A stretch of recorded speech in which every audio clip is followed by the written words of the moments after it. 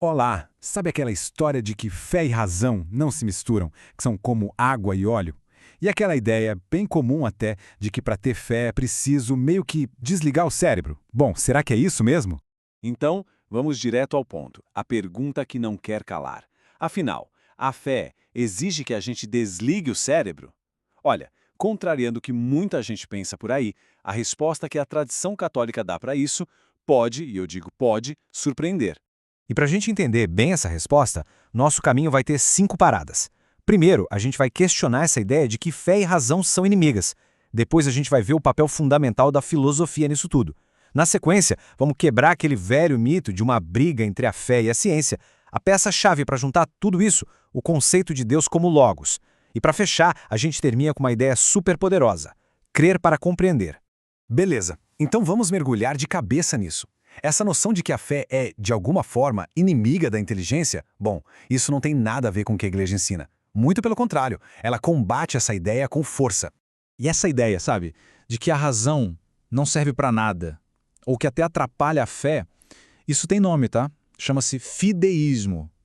É aquela crença de que só a fé é o que importa. Só que para a tradição católica isso não é só uma visão meio torta, não. É um erro fundamental mesmo. O legal aqui é justamente botar os dois lado a lado. De um lado, o fideísmo, que propõe uma crença cega, de olhos fechados. Do outro, a visão católica, que especialmente num documento chamado Fides et Ratio, ensina que fé e razão não só andam juntas, como uma ilumina a outra. É como se fossem duas asas, sabe, que trabalham em conjunto para levar o espírito humano para mais perto da verdade. E essa história de valorizar a razão, olha, não é de hoje, não.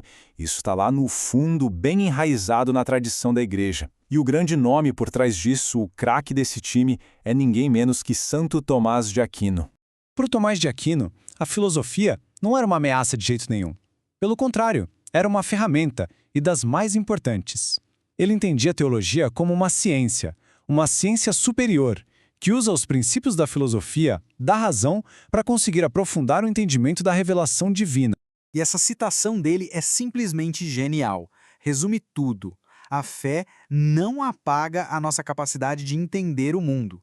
Ela constrói em cima disso. É a mesma lógica da graça divina, que não destrói quem a gente é, mas aperfeiçoa. A fé, então, se apoia nesse alicerce firme da razão. Bom, agora vamos mexer no vespeio, aquele mito super popular da tal guerra entre a igreja e a ciência. Só que a história de verdade, ela é bem mais complexa e, sinceramente, muito mais interessante. O ensinamento oficial da igreja sobre isso é super claro. Pensa comigo. Como é que pode ter uma contradição de verdade entre a fé e a ciência, se as duas coisas, tanto a revelação da fé quanto a luz da razão, vêm do mesmo Deus?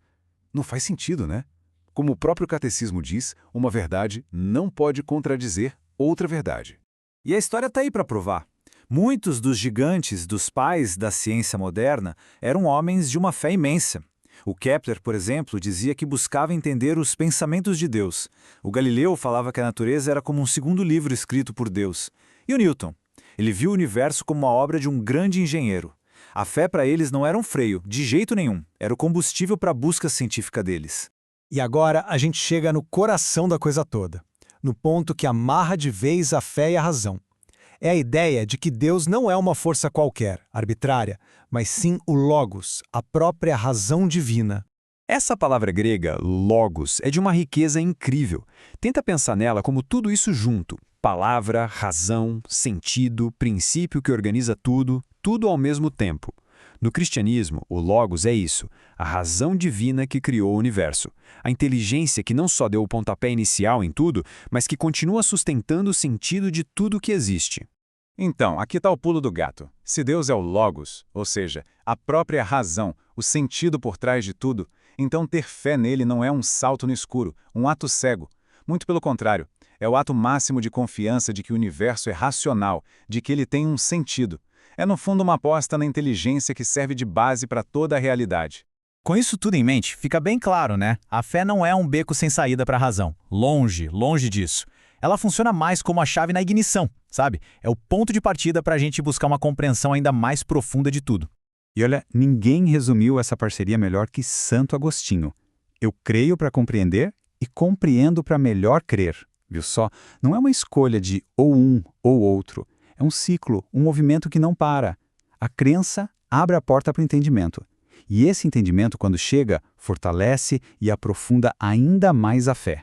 Resumindo, a fé não é um ponto final que bota um cadeado na nossa curiosidade. Pensa nela mais como a chave que abre os olhos do coração. Ela permite que a nossa razão consiga enxergar uma dimensão da realidade que, sem ela, ficaria escondida. É um convite para começar uma jornada de descobertas, e não o fim da linha.